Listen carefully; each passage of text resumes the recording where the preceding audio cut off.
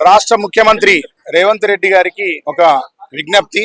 అన్న, మీరు చేసిన వర్గీకరణ ఏదైతే ఉన్నదో అది న్యాయబద్ధంగా లేదు, అది ధర్మబద్ధంగా లేదు. 30 సంవత్సరాలుగా మందకృష్ణ మాదిగ గారు చేసిన డిమాండ్ ప్రకారం అది లేదు. ఆయన చేసిన పోరాటం ప్రకారం మీ వర్గీకరణ లేదు. మీ వర్గీకరణ చిన్నపిల్లల భాషలో చెప్పాలంటే స్కూల్లో తప్పులు తప్పులు తాళాలు తంగడి ఎత్తుకు దూలాలు అని ఒక పద్యం ఉంటది, చిన్నది, రెండు లైన్ల పద్యం. అట్లున్నది అన్న. మీరు దాని మీద పునరాలోచన చేయాలి. మాదిగలతోనే నేను పైకొచ్చినా అని చెప్పారు మీరు. మాదిగలకు సంపూర్ణ న్యాయం చేయాలి. మీరు చేసిన వర్గీకరణ మీదనే ఒకవేళ చిన్నపిల్లలు మాట్లాడితే ఎట్లుంటుందో చెప్తాను నేను. లెక్కలు రావా రేవంతు, ఎట్లా దగ్గెను మా వంతు. లెక్కలు రావా రేవంతు, ఎట్లా దగ్గెను మా వంతు. బడి పిల్లల నడుగు చెప్పుతారు, బాగాలేదు నీ తంతు. 15 లక్షలు ఉన్న వాళ్ళకే 5% ఇచ్చినప్పుడు 32 లక్షలున్నోళ్లకు ఎంత ఇవ్వాలనో నువ్వే చెప్పు.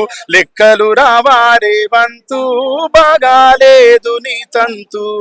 అన్నా, మీరు ఇది బాగా ఆలోచించుకోవాలి. 15 లక్షల సంఖ్యలో ఉన్న వాళ్లకు మీరు 5% ఇచ్చినప్పుడు 32% ఉన్న మాదిగలకి ఎందుకు తక్కువ ఇవ్వాల్సి వచ్చింది? మీరు ఎవరిని సంప్రదించి ఇచ్చిరు? మీ దగ్గర ఉన్న వాళ్ళే మేధావులు అనుకుంటే ఎట్లా? ప్రజల లోపల 30 ఏళ్ల నుంచి పోరాటం చేస్తున్న మందకృష్ణ మాదిగ గారి ప్రమేయం ఎక్కడుంది? మీరు ఎవరిని సంప్రదించి చేసిరు?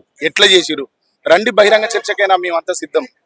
మేము ప్రజల లోపలనే ఉన్నాం, మందకృష్ణ మాదిగ గారు ఇక్కడ ప్రజల లోపలనే ఉన్నారు. ఇది కరెక్ట్ కాదన్నా.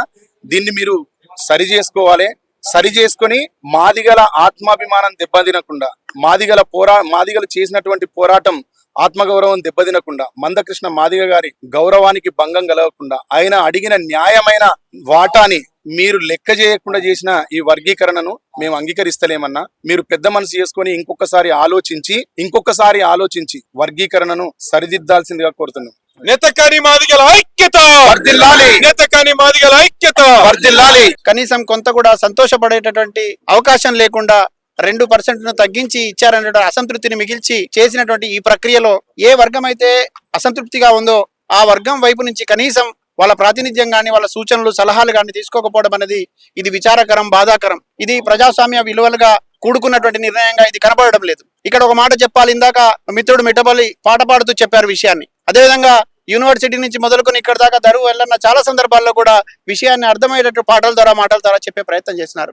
ఇప్పుడు మాజీ పార్లమెంట్ సభ్యులు చాలా ఆవేదనతో కూడినటువంటి విషయాన్ని చాలా స్పష్టంగా చెప్పే ప్రయత్నం చేసినారు వెంకటేష్ నేత గారు. నేను ఏమంటున్నానంటే, ఒక సోయి కలిగిన వాడిగా, ఒక బుద్ధిజీవుల సమూహం నుంచి వచ్చిన వాడిగా, ఒక జర్నలిస్టుగా, సామాజిక ఉద్యమాలను దగ్గరగా చూసిన వాడిగా, మరీ మందకృష్ణ మాదిగను అత్యధికంగా ప్రేమించేవాడిగా, ఈ పేదల పక్షపాతిగా నిలబడేవాడిగా చెప్తా ఉన్నా. ఇది వార్ వన్ సైడ్ లాగా ఉంది, ఒక వన్ సైడ్ లవ్ లాగా ఈ పరిస్థితి ఉంది. నేను ప్రేమిస్తా, మీరు ఖచ్చితంగా ప్రేమించాల్సిందే.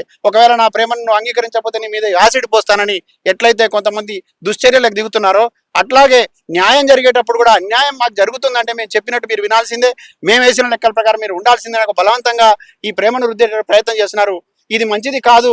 ఇది ఒకసారి పునరాలోచన చేసుకోవాలి. మేము ఇప్పుడు మందకృష్ణతో కలిసి వస్తుంటే ఈ మెట్రో దగ్గర ఒక పిల్లవాడు మమ్మల్ని ఆపి ఒక ప్రశ్న అడిగినాడు. అన్న, ఈ 11% రాదా ఇక? ఒకవేళ రాకపోయినా మనోళ్ళు సంబరాలు చేసుకుంటా ఉన్నారు, కానీ మా పరిస్థితి రేపు ఏమవుతుందనే విషయం చదువుకున్న వాళ్ళు ఎందుకు ఆలోచించలేకపోతున్నారని ఒక ప్రశ్న అడిగినాడు. నిజంగా ఆ విద్యార్థికి ఉండే సోయి కూడా చాలా మంది లోపించింది. ఇవాళ వెంకటేష్ నేత గారు చేపట్టబోయేటటువంటి ఈ ఉద్యమానికి కూడా నేను ముందు చెప్పాను, మళ్ళీ చెప్తున్నాను, రేపు కూడా నిలబడతాను. ఎక్కడ అన్యాయం ఉంటే అక్కడ, ఎవరికి అన్యాయం జరిగితే ఆ వర్గం వైపు నిలబడి గొంతు విప్పడమే మా బాధ్యత. కాబట్టి ఖచ్చితంగా ఇది సంపూర్ణంగా విజయం సాధించేంత వరకు కూడా ఈ వర్గాల వెంబడి కలిసి నడుస్తామని మరొకసారి తెలియజేస్తూ ప్రభుత్వం పునరాలోచన చేయాలి, న్యాయమైనటువంటి నిర్ణయం తీసుకోవాలని కోరుకుంటాడు.